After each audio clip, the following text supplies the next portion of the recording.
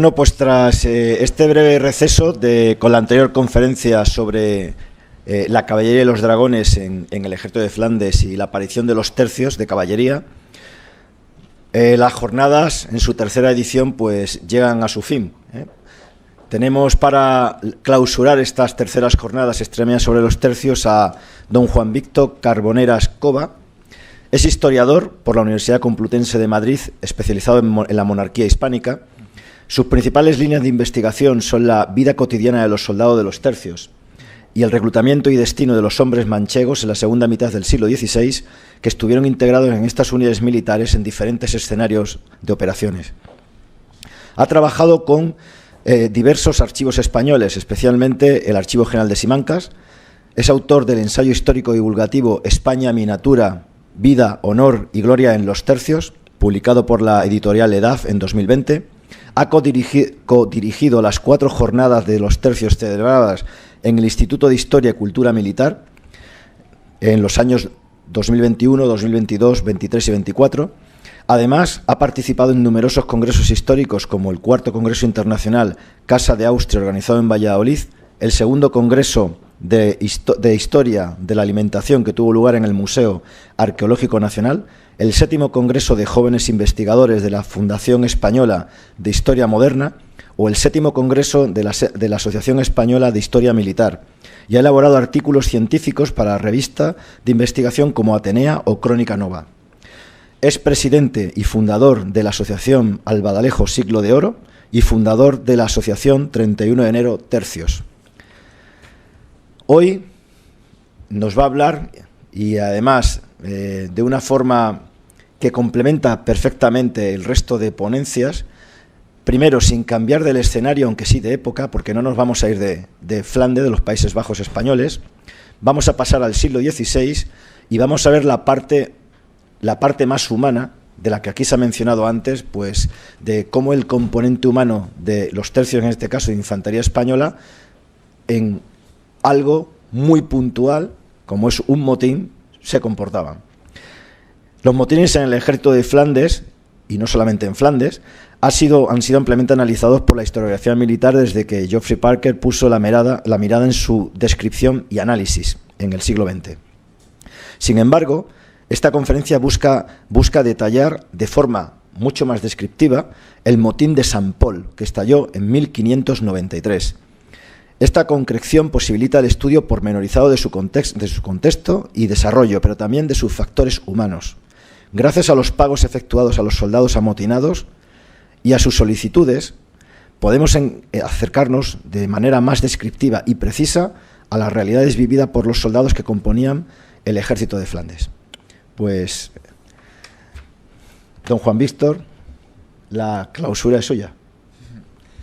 Bueno, lo primero, lógicamente, quiero mostrar mis primeras palabras de sincero agradecimiento a la Asociación Tercio de Saboya por permitirme estar aquí en estas terceras jornadas sobre de los tercios en Extremadura, y creo que es para mí un verdadero honor porque, primero, por la grandísima trayectoria que están teniendo estas jornadas, no solamente por su eco y su difusión, sino también por el enorme plantel y la enorme calidad que hemos visto durante todos estos días y los años anteriores.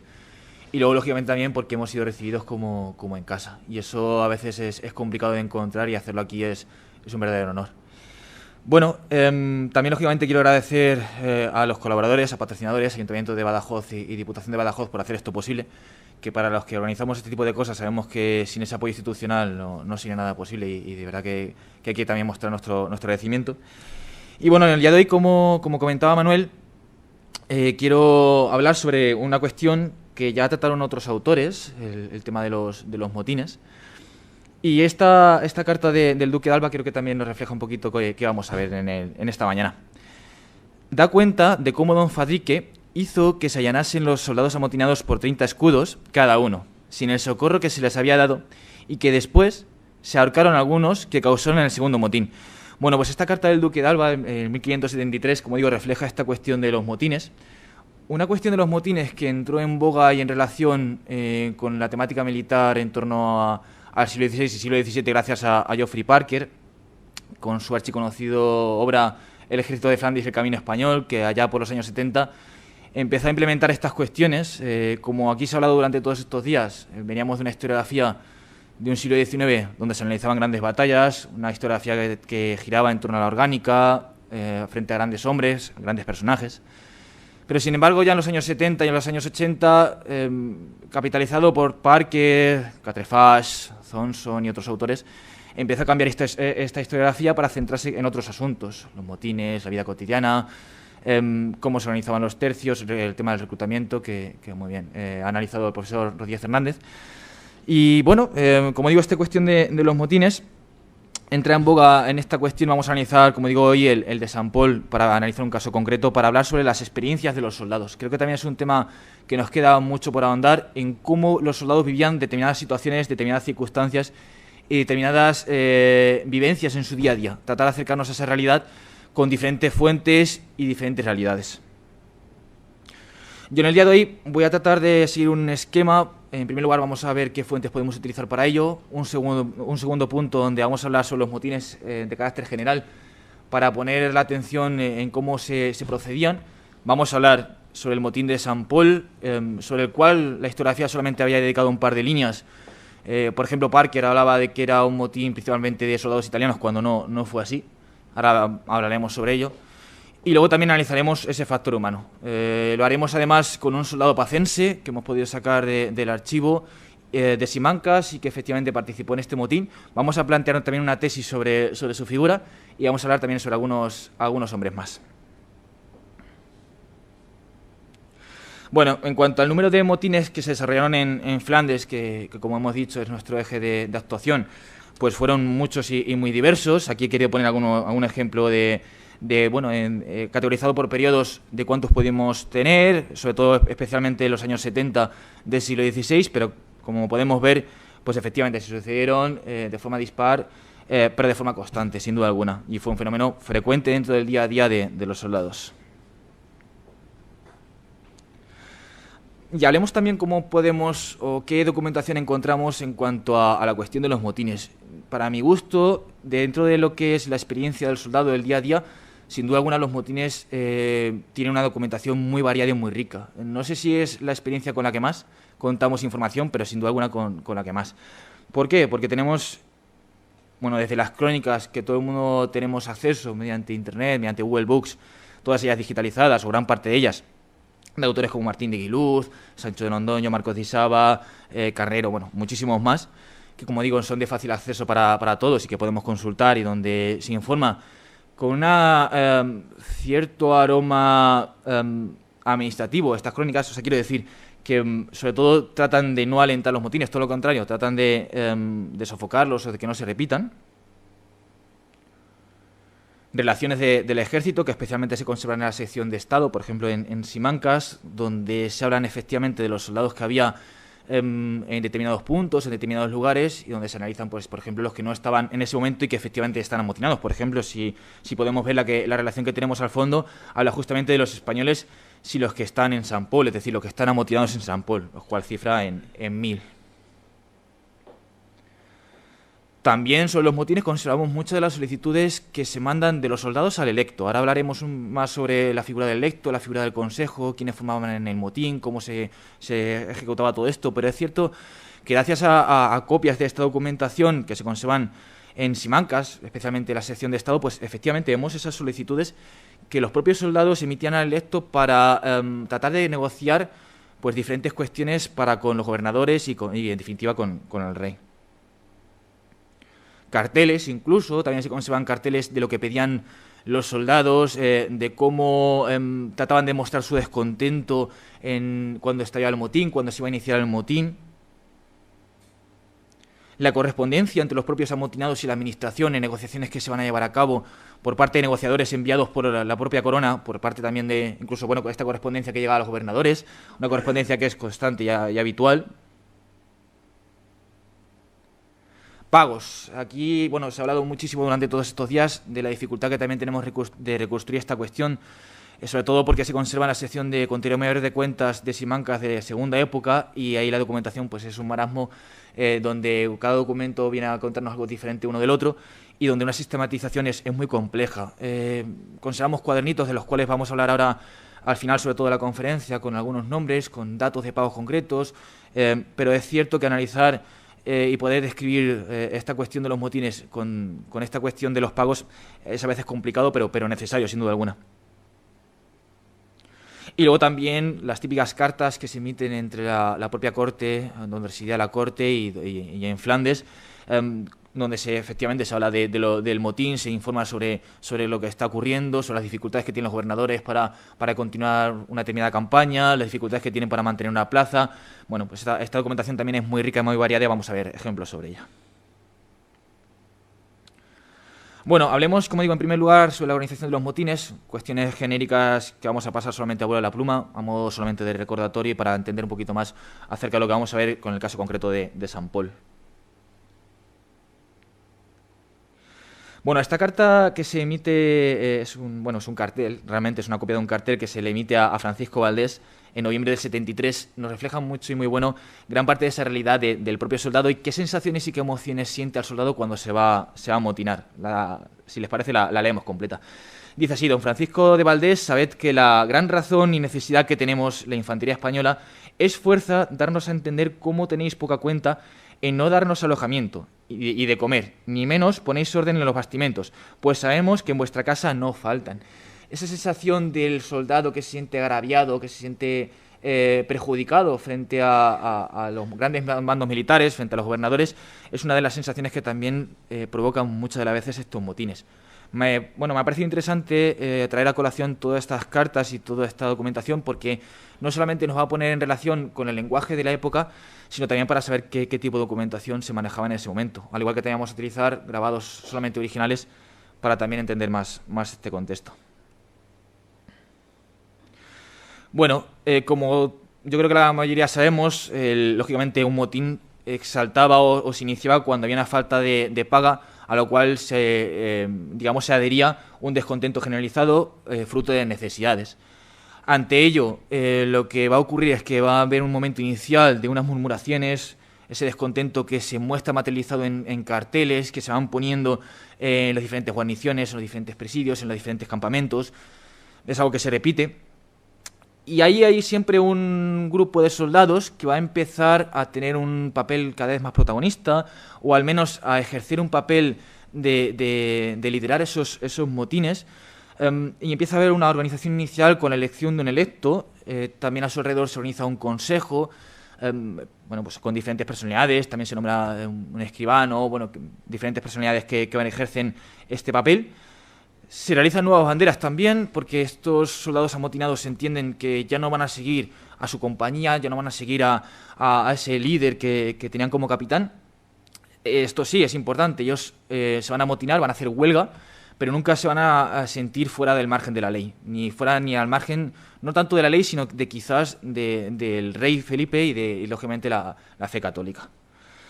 Además de todo ello, pues se encargan de reunir una serie de peticiones que, como hemos visto anteriormente, pues realizan los diferentes soldados y que ponen en relación a toda esta cuestión de la necesidad o qué es lo que querían los soldados obtener con este motín.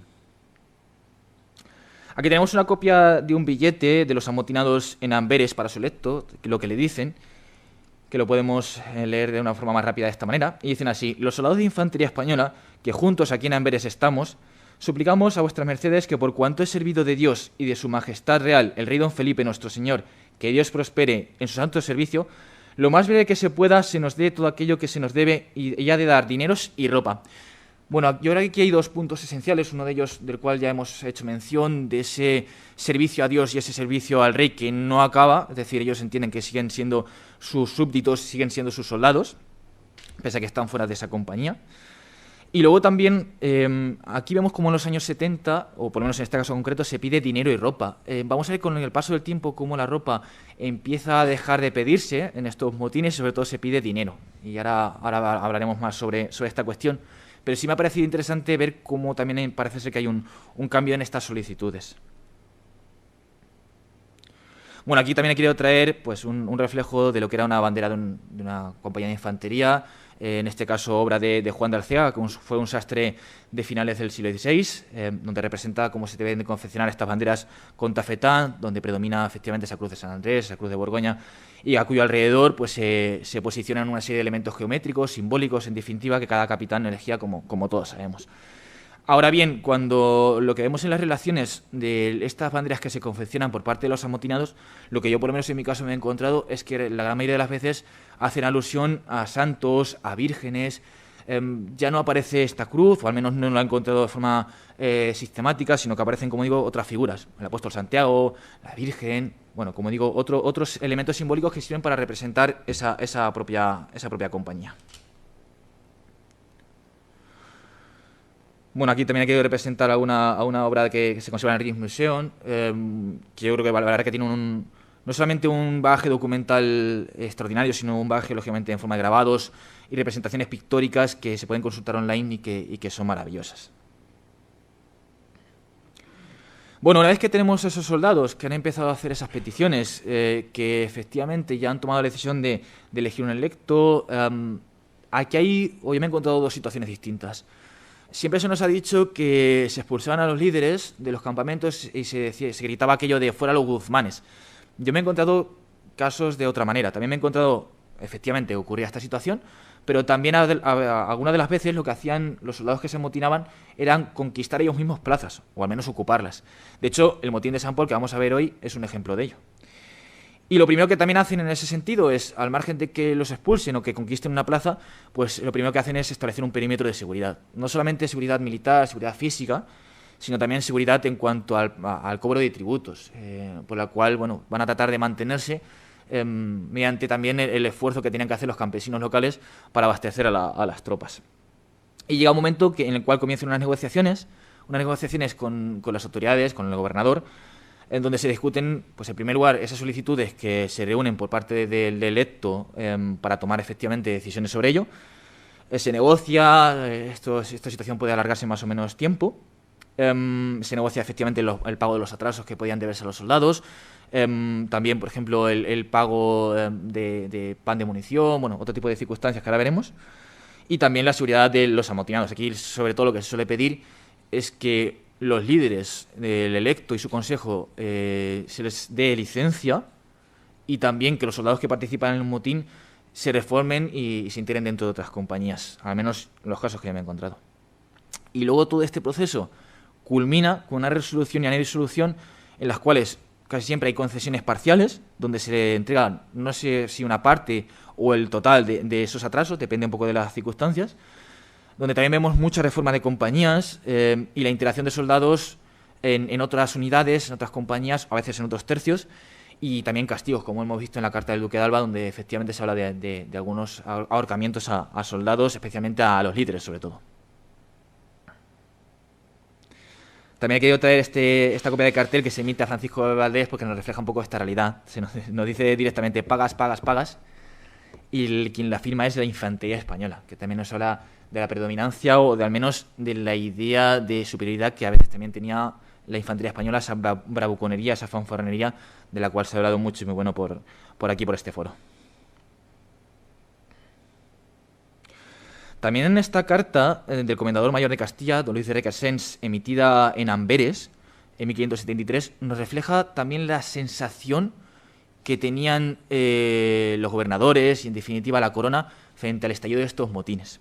Y nos dice así: es tan gran la maldad la que estos españoles han hecho y tan mal ejemplo para las otras naciones y para los de la tierra, ver que no se castiguen y que al amotinarse sea medio para que los paguen, no pudiéndose hacer lo mismo con los que no se amotinan.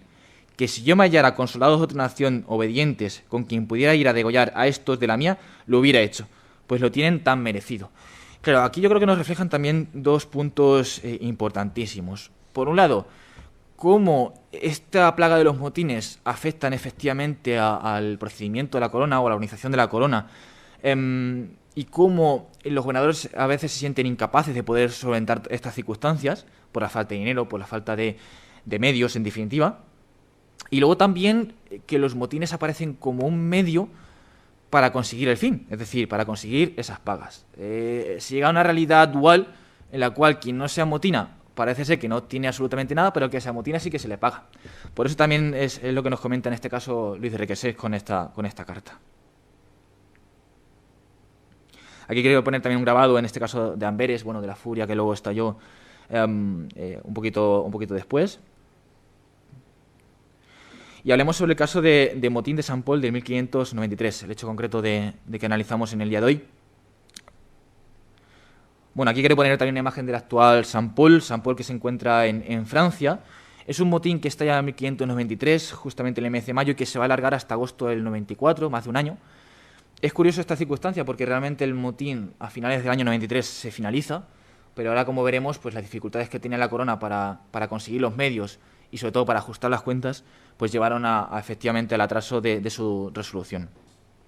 La causa principal por la cual está el motín es la falta de pagas, más o menos unos 15 meses que se le debían a la gran parte de los soldados, y las condiciones de vida extremas. He querido poner este punto porque en las peticiones que realizan los soldados al electo y las peticiones que hace el propio electo hacia la corona, se demuestra mucho este punto. Se habla de unas condiciones extremas que no pueden subsistir y no pueden mantenerse.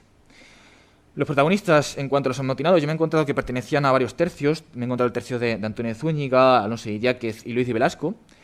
El total de soldados al principio, y digo bien al principio, eran de 500 de infantería y 350 caballos. Esto lo hemos encontrado en diferentes relaciones, aunque es verdad que luego, conforme van pasando los días, este número va aumentando. Hay dos intermediarios que ejercen este papel entre la corona y los soldados amotinados, que son Diego de Pimentel y Sancho Martínez de Leiva, en dos momentos distintos. Y el gobernador en este momento en Flandes es Pedro Ernesto de Mansfeld.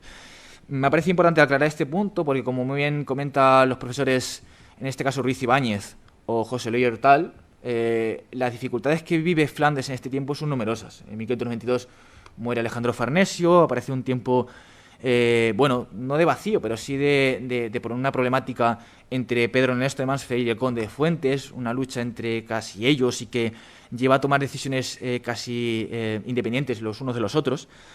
Hay una lucha intestina entre ambos personajes, pero sí que me parece importante recordar la figura de Pedro Ernesto como esa figura legítima que es quien ostenta el poder. Bueno, aquí tenemos una representación de la Vía de Sant Pol en uno de sus documentos, que ahora también analizaremos posteriormente. Sant Pol, que se encuentra, bueno, pues como podemos ver, en la actual Francia, en un punto entre medias entre París y Bruselas, cerquita también de Calais, cerquita de San Quintín. Bueno, tenemos diferentes ciudades, ahora también hablaremos sobre ello. Y aquí también he querido poner una representación gráfica, en este caso quizás un poquito anterior, en la década de 1580, conservada en el Rijksmuseum, pero me ha parecido interesante también hablar sobre cómo podían ser estos soldados que estaban en este momento en este motín. Porque es cierto que las películas, el teatro y a veces la recreación histórica no nos han ayudado demasiado a ver cómo eran un verdadero soldado de los tercios en este momento. Siempre se nos ha representado soldados con cuero excesivo, con ropas que no tienen, digamos, el tejido con el cual se confeccionaban. Y me ha parecido interesante pues, traer a colación esta representación donde vemos diferentes personalidades de un tercio, donde aparece un tambor mayor, aparece un alférez, bueno, diferentes personalidades, como digo, donde sobre todo predominan las sedas, predominan los damascos, las grandes ornamentaciones, donde efectivamente aparece representado ese soldado fanfarrón, ese soldado que quiere demostrar que es soldado y diferenciarse del resto.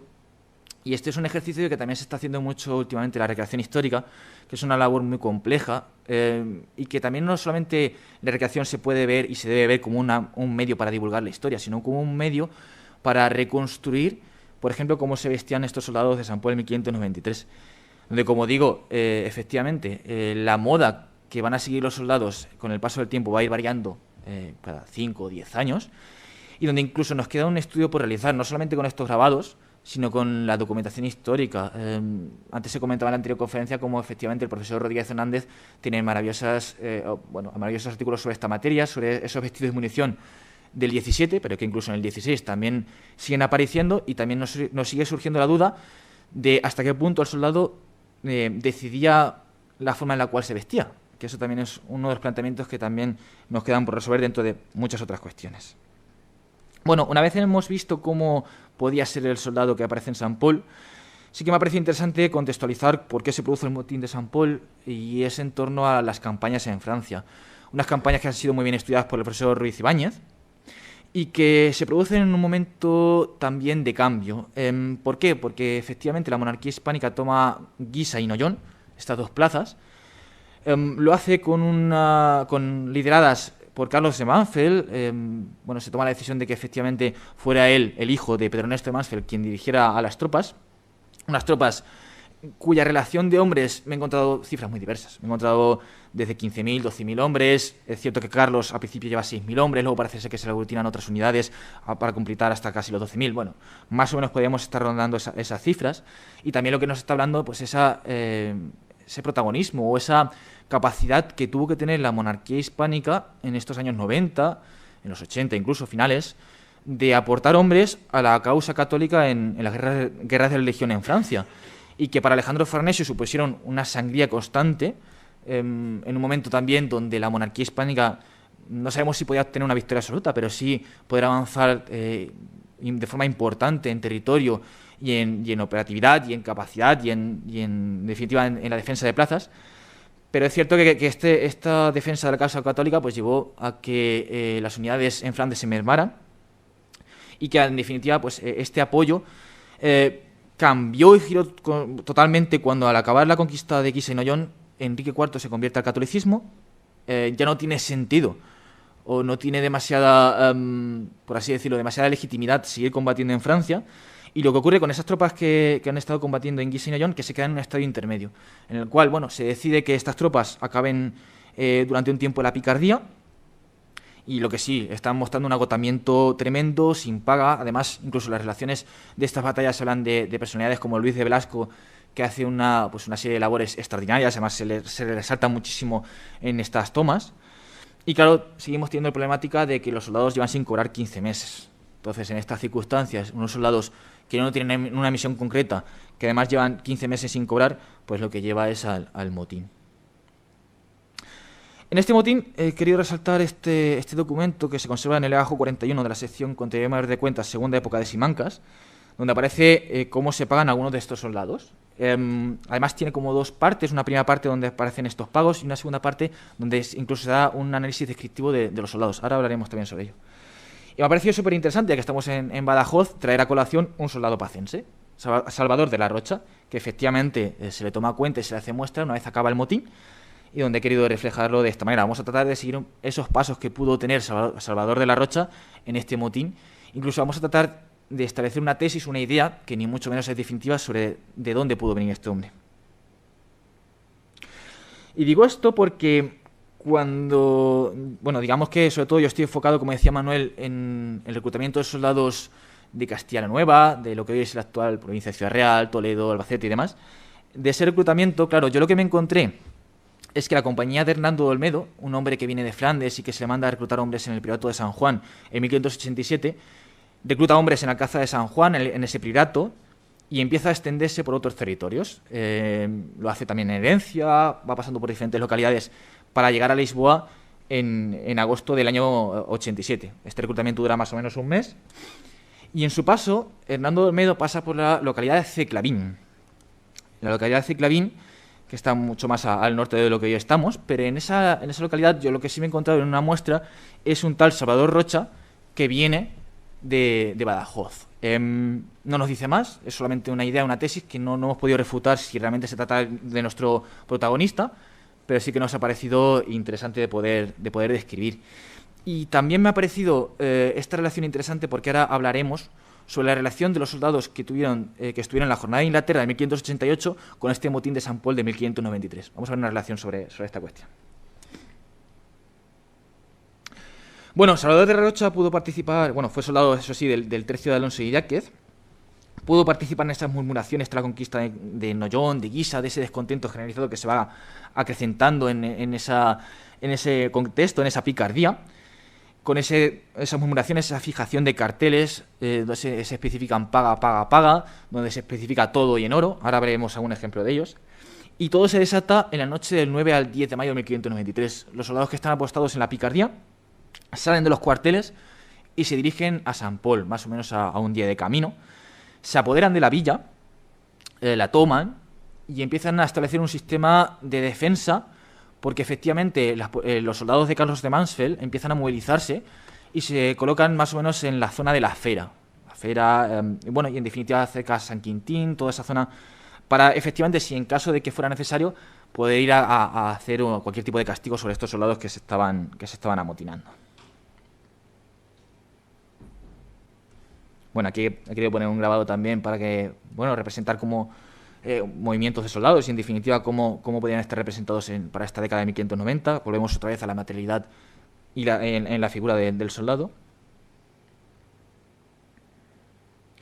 Aquí quiero poner las posiciones que más o menos por las cuales se movía ese ejército de Mansfeld y dónde se encontraba Saint Paul, la actual Saint Paul sur de Tennessee, y donde vemos efectivamente, y hay una serie de cartas que emite Carlos de Mansfeld a su padre, Pedro Ernesto, esperando un poquito órdenes, esperando efectivamente que haya cualquier tipo de movimiento para ir a castigar a los soldados. El problema que aquí surge es que muy poquito después de estallar el motín, Mauricio de Nassau decide atacar la plaza de San Gertrudenberg. Y claro, aquí el problema es mayor. Tenemos un ejército el cual pierde pues todos estos hombres, como hemos visto, pues alrededor de unos 850, unos 1000 hombres más o menos, entre infantería y caballería. Y claro, Mauricio de Nassau, aquí lo que se nos cuenta en las crónicas es que obtiene la plaza de Gertrudenberg de una manera sobresaliente, sobre todo destacando 2 puntos. Por un lado se destaca cómo estableció un sistema ofensivo sobre la plaza, pero también destaca un sistema defensivo sobre él mismo para evitar cualquier tipo de socorro que podía llegar por parte de la monarquía hispánica. Se intentó varios de ellos, pero finalmente no fueron posibles. Esto, claro, al final también lo que hizo fue 2 cosas. Por un lado, a los soldados que están en Saint Paul, bueno, pues se nota efectivamente que este motín está ahí y se hace más acuciante. Y luego también lo que denota todo esto es que la monarquía hispánica, pues, digamos, no tiene los medios suficientes en estas circunstancias para seguir haciendo frente a la guerra. Bueno, como hemos visto, cuando los soldados se posicionan de esta manera, se elige al electo, del cual no conservamos el nombre, esto es una obra de lástima, se nombra efectivamente un consejo, se ponen, como hemos dicho, los impuestos sobre la comarca y empiezan a redactarse las primeras solicitudes. Se hacen varias solicitudes, ahora hablaremos de ellas, sobre todo hay un cambio importante. Y lo que sí que vemos es que el primer mediador que se elige es a don Diego de Pimentel. Y además, lo pongo tal cual, fue prisionero en la jornada de Inglaterra de 1588. Esto tiene mucho sentido porque, como vamos a ver posteriormente, en una de las solicitudes que se hacen al soldado, o por parte de los soldados a la corona, es que, digamos, se le va a intentar que los que participan en la jornada de Inglaterra de 1588 se les pague un año de sueldo. Y la figura de don Diego de Pimentel lo que nos está mostrando es que existía cierta relación entre estos soldados que estaban amotinados y efectivamente su figura. Bueno, aquí tenemos diferentes representaciones, como digo, de soldados en la década de los años 90 para volver a esa materialidad de cómo podían ser estos hombres. Aquí también me ha parecido súper interesante traer a colación este autorretrato de Diego de Pimentel realizado por él mismo en el castillo de Medemblik, en Países Bajos, cuando él queda preso tras la jornada de Inglaterra. Ahí aparece, bueno, fue liberado en 1591, es decir, permaneció durante un par de años al menos en esta circunstancia. Y bueno, la verdad que es una verdadera maravilla poder contar con esta materialidad, como digo, y esta representación de este propio hombre que se retrató a sí mismo. Y aquí vienen el tema de las solicitudes. ¿Qué es lo que piden los soldados a los líderes o a los gobernantes para acabar con el motín? Bueno, lo que primero que se pide es que se le pague todo el dinero que se le debe, como es lógico. Todas las deudas que tienen, pues que efectivamente se le paguen como... Y además ponen ejemplos de otras alteraciones, como el caso de Cotray. Claro, esto lo que nos está reflejando, pues volvemos a lo mismo. Cómo los motines son el medio para justificar el fin, para conseguir sus pagas. Y cómo entienden que es la única manera de conseguirlas. Además de todo ello, otras peticiones que se hacen es que los soldados que se encuentran amotinados lo que piden es no volver a su tercio, es decir, que puedan cambiar de compañía, pero también de tercio. Esto pudo deberse a que estos soldados lo que trataban es que efectivamente ninguno de sus compañeros, ni ninguno de sus jefes militares, ninguno de sus capitanes, podían ejercer cualquier tipo de castigo sobre ellos. Esto es una de las ideas. Luego también lo que piden, que quizás es más, pues eso, una idea nunca mejor dicho, idealizada, que es que todos ellos cobren al mes puntualmente. Bueno, pues eso prácticamente la corona casi nunca lo podía cumplir. Y a la izquierda también lo que se nota pues es lo que se le concede y lo que no. En una primera instancia, pues efectivamente, por ejemplo, el tema de las pagas se les concede. El tema de su cambio de compañía se le concede, pero no se les permite cambiar de tercio. Y esto también es algo importante por la cual van a seguir luchando en las siguientes solicitudes. Otra cuestión de que lo que piden ellos es que sus pagas, las pagas de estos soldados, no se les entrega a sus capitanes, sino que se lo haga mediante comisarios. Esto también lo que nos está reflejando pues es el mundo del cual se ha visto ya en los anteriores días y en las anteriores conferencias, que es el mundo de las corrupciones, de las corruptelas, de cómo los capitanes podían quedarse con el dinero de los soldados, cómo aprovechaban pues cualquier resquicio para quedarse un dinero que no les pertenecía, de soldados que ni siquiera ya estaban en el ejército. Bueno, lo que ya se habla durante todos estos días. Y luego también lo que piden es que no se les entregue paño de munición. Como hemos visto en los años 70, en algunos motines, pues efectivamente piden que se les entregue dinero y paño, pero aquí ya empieza a cambiar la cosa. Y sobre todo aquí lo que nos hace es ver cómo comisarios aprovechaban también esta circunstancia para quedarse dinero, para quedarse importe.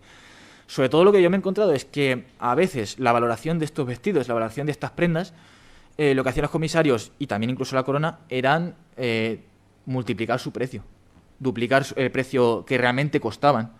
De hecho, en este caso, ahora también hablaremos sobre ello, lo que piden los soldados es que por los vestidos que se les ha entregado se les descuente de su paga 8 escudos, no 12 como se le va a descontar.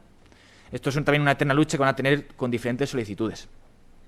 Y claro, aquí tenemos que recordar es que la corona también aprovechaba este pan de munición, estos vestidos, estas ropas, estos terciopelos que se entregan, estas telas, para no tener que entregar tanto dinero en pago, en dinero contante y sonante, sino que aprovechaban efectivamente entregando ese pan y entregando esos vestidos, pues que al final ellos pudieran beneficiarse de alguna manera y no tener que gastar tanto dinero en el ejército. Y luego lo cual, o terminan diciendo todo lo cual les ha parecido a estos señores soldados, al electo, a su consejo, en el servicio de Dios y de su majestad, y sobre todo, todo y en oro. La expresión todo y en oro aparece constantemente no solamente en el motín de San Paul, sino en prácticamente todos los motines, y además lo hace así, todo y en oro. Pagas, pagas, pagas, todo y en oro. Claro, aquí en un primer momento parece ser que hay un acuerdo, parece ser que efectivamente se le va a entregar el dinero a los soldados. Don Diego de Pimentel marcha a España, sobre todo a tratar de conseguir 700.000 ducados, y pasa un tiempo. Más o menos estamos en los meses de junio, julio, y se nombra otro mediador, que es Sancho Martínez de Leiva. Cuando Sancho Martínez de Leiva es nombrado mediador, pues él considera que realmente el motín está acabado, que solamente es una cuestión de tiempo, y que efectivamente, pues una vez acabado ese tiempo, pues los soldados se les entregaría el dinero y se acabó. En octubre, Sancho Martínez de Leiva llega a la villa de San Paul y es recibido con grandes honores, con un gran júbilo de los soldados. En la crónica y en las relaciones se cuentan cómo es recibido con honores, con salvas, cómo los soldados se reúnen, hacen escuadrón en una plaza, cómo Sancho Martínez de Leiva sale a un balcón de un edificio público, cuentan cómo concede a todos los soldados un perdón general, a todos y cada uno de ellos, independientemente fueran electos o el soldado a pie. También incluso se cuenta cómo se disparan los arcabuces. Bueno, se da una relación muy concienzuda, muy detallada. Y lo que pasa es que cuando Sancho Martínez de Leiva se reúne con el electo y con su consejo, se salen a colación nuevas condiciones. Los soldados dicen que no están cómodos con lo que se les ha prometido y vuelven a pedir más solicitudes, más cosas. Y dice en una carta que me ha parecido maravillosa, que se emite al conde de Mansfeld por parte de Sancho Martínez de Leiva. Dice: cuando pensé tenerlo todo acabado, me han salido con estos siguientes capítulos, a los cuales he replicado 3 veces como vuestra excelencia verá por sus respuestas. Y reprendiéndoles de inconstantes y que no tienen palabra, y quien causa todo esto es el secretario, que es del todo perverso, y el sargento mayor. Claro, aquí lo que nos está reflejando pues es efectivamente cómo los soldados aprovechaban la mediación de Sancho Martínez de Leiva, este nuevo nombramiento, para pedir más cosas, para pedir nuevos puntos, y cómo Sancho Martínez de Leiva está plenamente confiado para hacer todo, para la resolución del motín. Lo que pasa también es verdad que que aquí Sancho se tiene que retirar a una villa cercana de San Pol, no nos dicen cuál en ninguno de los puntos, digamos que pasados un par de días llegan los soldados con nuevos capítulos que se les entregan en mano. Aquí también he querido poner otra nueva representación de soldados en esta década. Y se hacen nuevas peticiones. Algunas de ellas se vuelve a insistir en algunos puntos. Pues aquí también se nos vuelve a insistir como efectivamente hablan de los tercios de don Antonio de Zúñiga y de don Luis de Velasco, que los soldados tuvieran o pudieran cambiar, como digo, de compañía, pero también de estos tercios, que no querían volver a estos tercios ante una posible reprimenda o un posible castigo a estos soldados. Y esto es algo que parece de forma constante y habitual en todas las relaciones y en toda la documentación. Y piden, por favor, cambiar de tercio, en caso de que ellos quisieran, claro. Otra de las cuestiones que piden, y esto nos trae a colación a Rodrigo de Pimentel, esa figura de mediador, es que todos aquellos soldados que habían estado en la jornada de Inglaterra de 1588 se les entregara el sueldo de un año por haber participado en la campaña. Aquí, efectivamente, se le concede esta cuestión. Esto también es importante que se les concede esta cuestión. Otro punto que también aparece a colación es el tema del pan de munición que estos soldados gastan en Francia, mientras que están en la toma de Guisa, de Noyon. Y hay una lucha entre los propios soldados y el electo y los propios maestres de campo, porque unos dicen que se les había entregado más pan de munición y los soldados que menos. Entonces hay una lucha por la cual los soldados lo que quieren es que no se les cobre el pan de munición que han gastado en Francia. Y luego también lo que piden los soldados es que no hagan guardia ni a los capitanes, ni que tampoco ejerzan ninguna labor de gastadores. Parece ser que efectivamente una de las labores que tuvieron que hacer estos soldados fue esta cuestión. De hecho, en la conquista de Noyon se habla también sobre ello, sobre cómo muchos soldados participaron en estas labores. Y también creo que es un tema interesante a poder investigar, la cuestión de los gastadores y en cómo también la corona reclutó gastadores y hombres aquí en la península. De hecho, a veces aparecen el reclutamiento de gastadores para ir, por ejemplo, qué sé yo, al norte de África, y donde incluso, bueno, tiene una misma estructura. Es decir, aparece un capitán, aparece un sargento, un alférez con su bandera, un pífano, un tambor. Y me ha parecido interesante. Y aquí, sobre todo, los soldados hablan de esto, de que bueno, si son soldados, no son gastadores. Y luego, en este motín, también aparece una circunstancia que habla de la conspiración y de la traición de sus propios camaradas y sus propios compañeros. En esa carta que hablábamos de Mansfeld, mejor dicho, dirigida a Mansfeld, por parte de Sancho Martínez de Leiva, en uno de sus párrafos dice: «Mas ha habido revuelta entre ellos y el capitán de las lanzas está malherido en el pescuezo». Parece ser que hay un alférez, el alférez que es elegido dentro del consejo, que es, bueno, pues sin duda alguna el traidor de esta circunstancia, e informa totalmente de todo lo sucedido y de forma continua y constante a la corona. Emite diferentes cartas, parece ser, de las cuales no he podido encontrar ninguna de ellas, pero sí que se nos hablan sobre esta cuestión y de cómo este alférez, pues efectivamente, informó sobre esta circunstancia por la cual la corona le permitió presionar más a los soldados. Sabían que efectivamente había un lance entre ellos, había una contienda, había un enfrentamiento entre ellos y podían presionar para acabar el motín cuanto antes. Lógicamente, que es lo que quería la corona.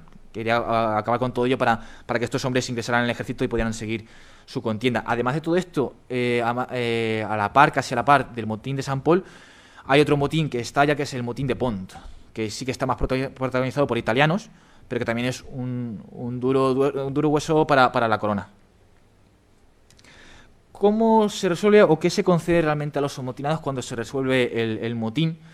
El motín, digamos que para instancias de los meses de noviembre y diciembre parece ser que está completamente finalizado.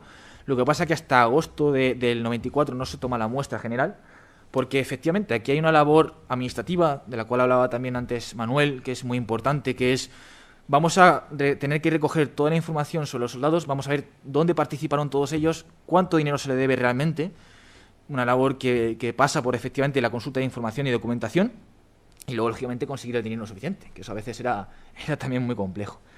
Bueno, lo primero que se hace es un perdón hacia todos los amotinados, como ya ha prometido también Sancho Martínez de Leiva en su llegada a San Pol, ese 22 de octubre del año 93.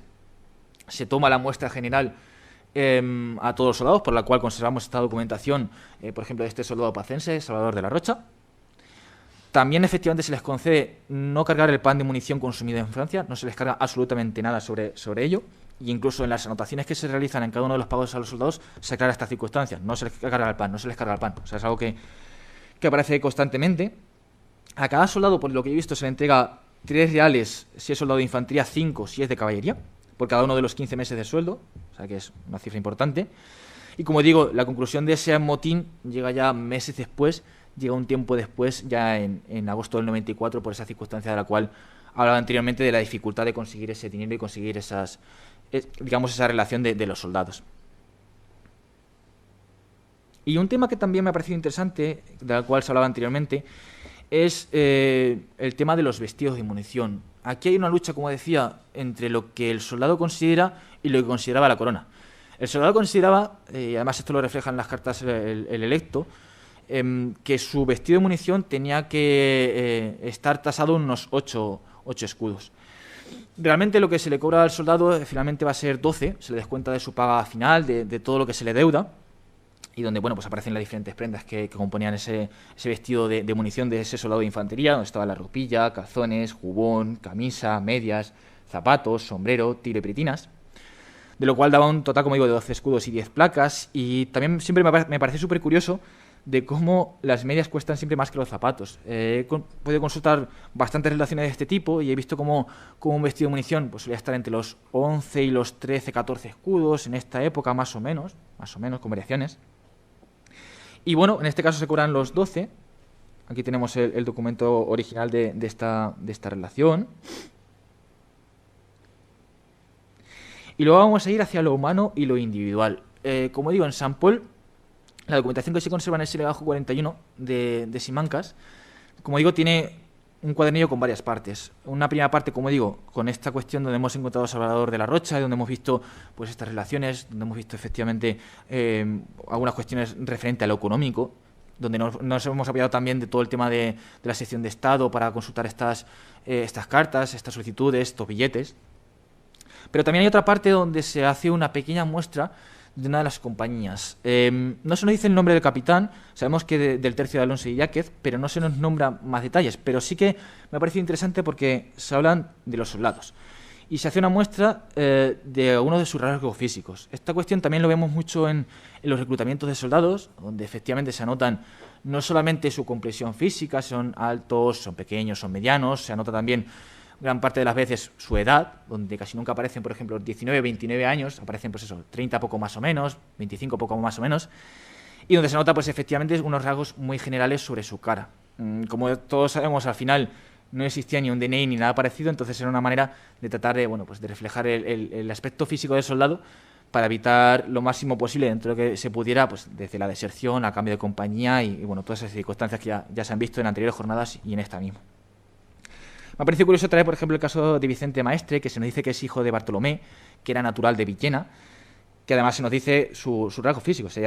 Nos dice que tiene alto, que tiene barba castaña y que tiene una herida entre las cejas y en el carrillo derecho. O el caso, por ejemplo, de Juan Polanco, que se nos dice que es hijo de Ruiz, natural de Fuentempudia, que es alto, se nos dice que además tiene barba negra y espesa.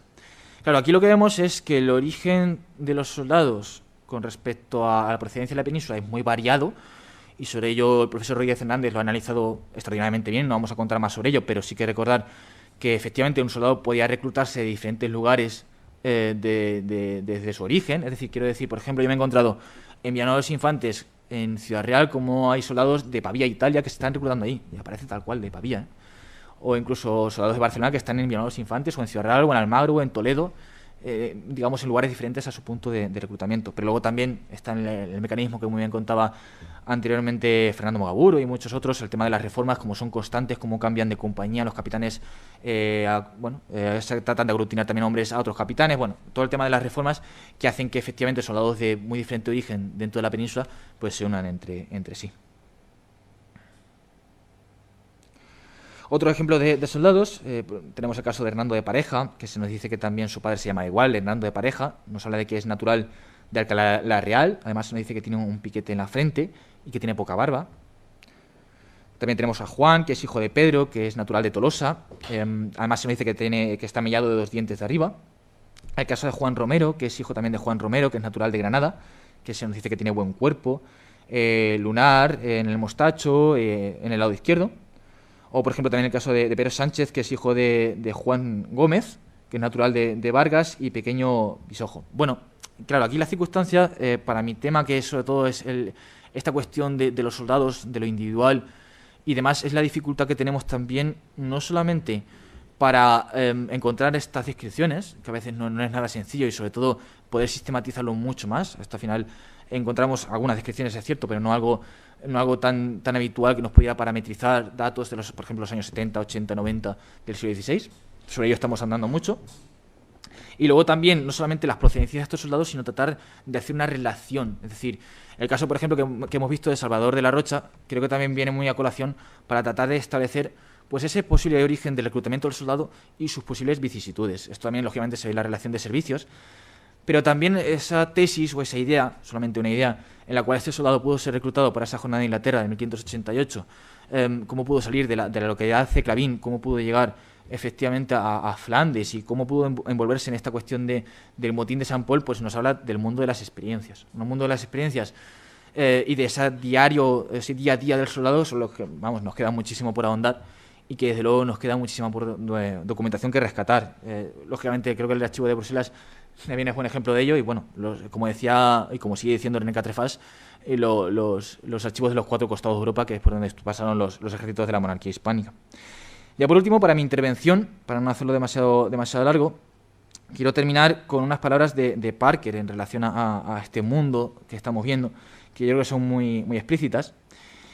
Y antes sí que quiero hacer relación también a que sobre el tema de Badajoz nos queda mucho por descubrir. Creo que hay una realidad local, comarcal, regional, que está desarrollando fenomenalmente bien Tercio de Saboya y que bueno, pues nos mete en situación, por ejemplo, en 1580, en cómo en esa contienda con Portugal aparecen pues, muchísimos capitanes que se encuentran en este emplazamiento, en Badajoz, por el caso de Juan de Aranda o de Vicente Hernández. Esto solamente es un ejemplo que he querido poner a modo de relación de todo ello.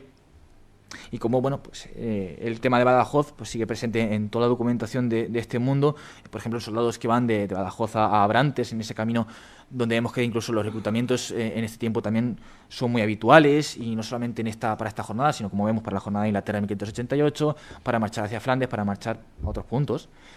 Y como digo, en este tema, sin duda alguna, quiero acabar con Parker y con una... Bueno, esta frase está sacada de su libro más conocido, El ejército de Flandes y el camino español, que dice así: estudiar a los soldados españoles es comprender cómo hombres perfectamente entrenados y habituados a padecer y pelear se convirtieron en el sostén de un imperio que se extendió toda su influencia por Europa.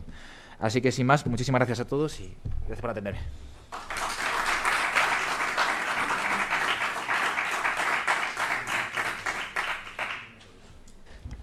Bueno, pues Juan Víctor, excelente.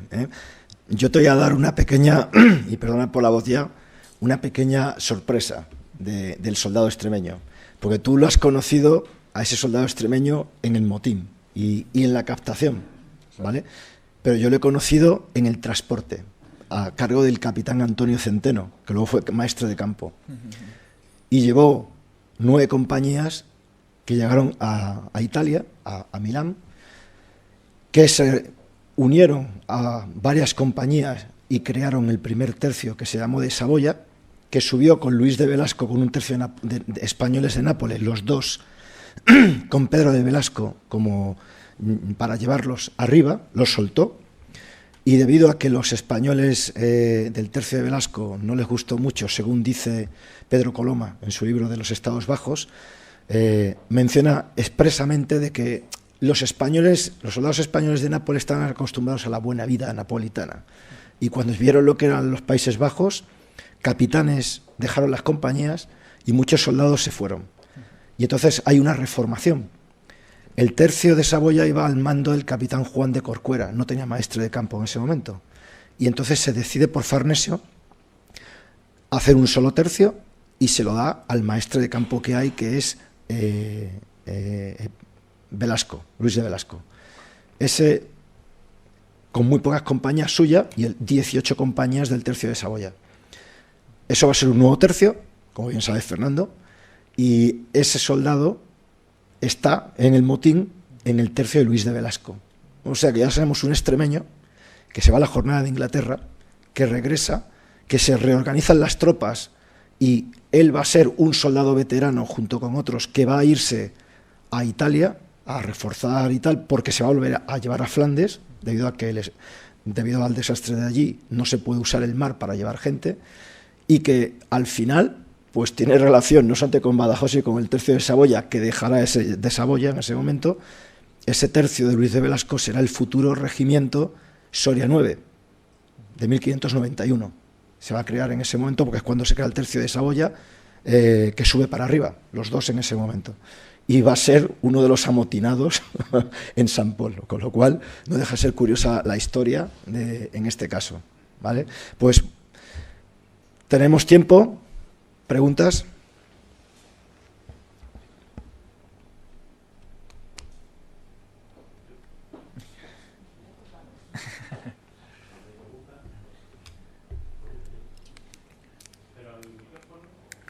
Sí.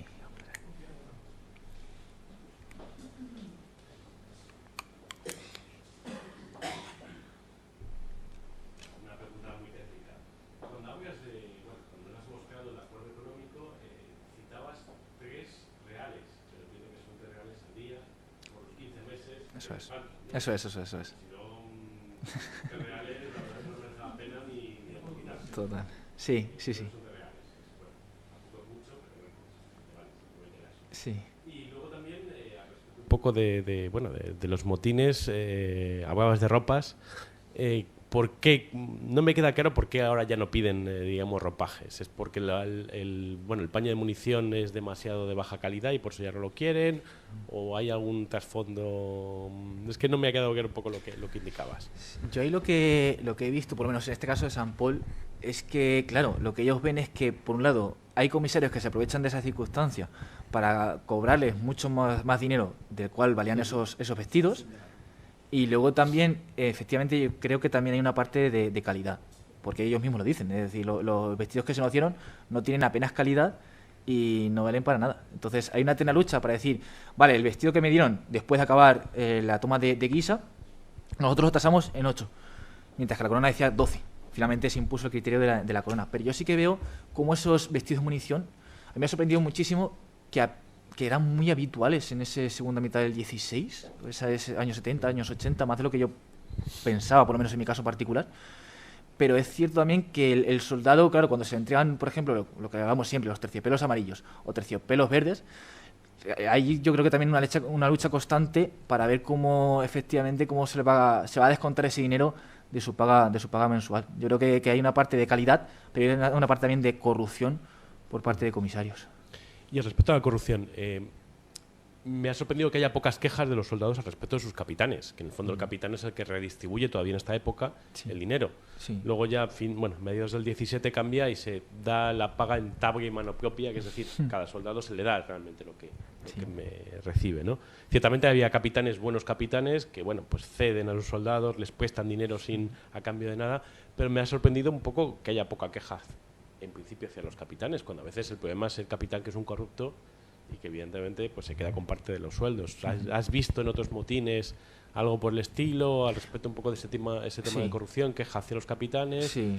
¿O es algo simplemente que nos deben pagas y ya está? ¿No? ¿Hay algo más a mayores? ¿Hay algunas compañías que entran más en los motines por esos motivos que otras? ¿Has podido analizar un poco y vertebrar ese tipo de cuestiones? Yo en mi caso particular lo que he analizado, por lo menos para estos casos, que efectivamente lo que ellos reclaman es el pago de su sueldo, que esa es la base primaria, pero es cierto también que hay quejas, quejas muy enérgicas en este punto. De hecho, esto lo hablaba hace unas semanas con Carlos Belloso, que también estará muy enfocado al tema de la justicia militar, y me hablaba efectivamente tratábamos este tema, es decir, cómo tratar de hacer un seguimiento de esas denuncias hacia los capitanes, hacia sus oficiales, hacia estos movimientos, hacia cómo se les pagaba, cuándo se les pagaba, y sí me lo he encontrado. De hecho, también lo que me he encontrado es, incluso en los propios testamentos, cómo piden incluso que ese dinero se le entregue a los testamentarios, no por parte de los capitanes, sino por parte de los comisarios.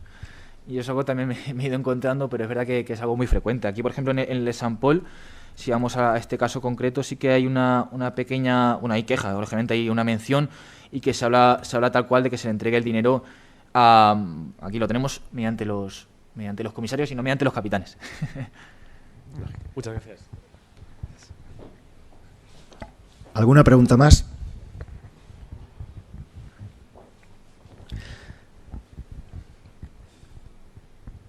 Yo una reflexión. Un piquero cobraba 3 escudos y su equipamiento sin armas, o sea, el paño de munición, eran 12. O sea, 4 meses de paga para poder tener el vestuario. No hablamos de su armamento, ni de sus protecciones, ni nada. Es decir, teniendo en cuenta que una parte importante de lo que empleaba se lo tenía que costear el propio soldado. O sea, si añadimos bajos sueldos a mucha duración en recibirlos, pues quizás el tema de los motines no parece tan extraño. No parece tan extraño. Bueno, pues muchas gracias y vamos a despedirte antes de iniciar la clausura, y nuestra presidenta doña Mercedes te da un pequeño recuerdo por tu participación. ¿De acuerdo?